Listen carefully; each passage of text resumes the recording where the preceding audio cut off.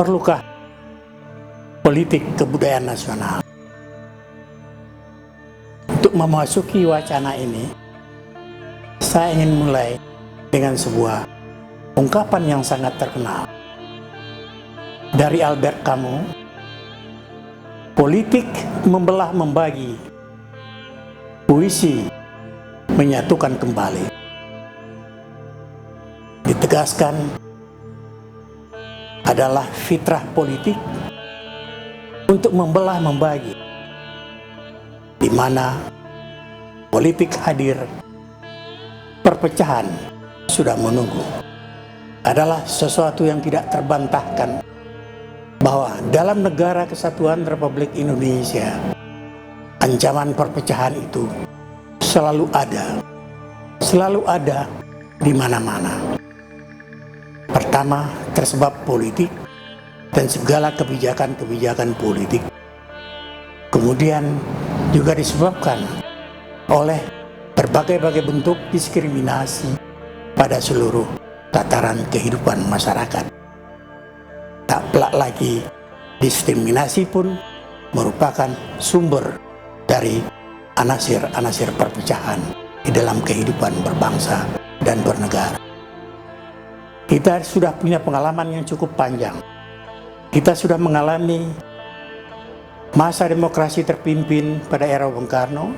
Kita juga sudah mengalami masa demokrasi Pancasila, di mana pembangunan adalah panglima. Tetapi semuanya itu menunjukkan bahwa yang muncul adalah demokrasi yang cacat. Demokrasi yang tidak melahirkan budaya demokrasi yang sebenarnya. Demokrasi yang tidak melahirkan kondisi kehidupan manusia di mana persatuan, di mana perbedaan dihargai, di mana kesetaraan, persaudaraan dihargai. Pilar-pilar demokrasi seperti itu semuanya diabaikan ketika demokrasi terpimpin maupun ketika demokrasi Pancasila.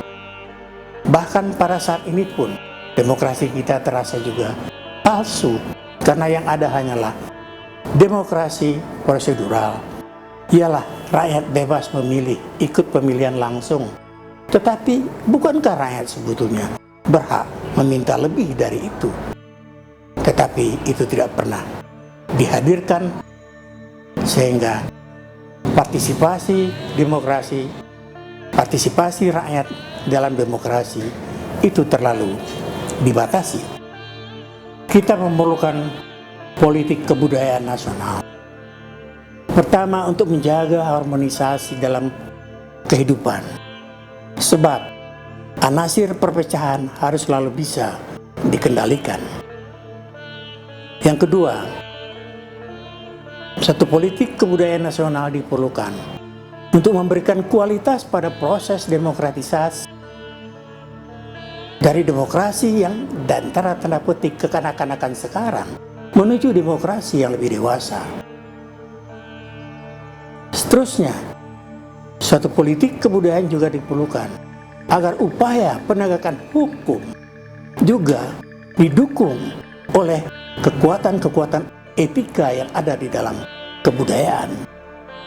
Semuanya itu memerlukan politik kebudayaan.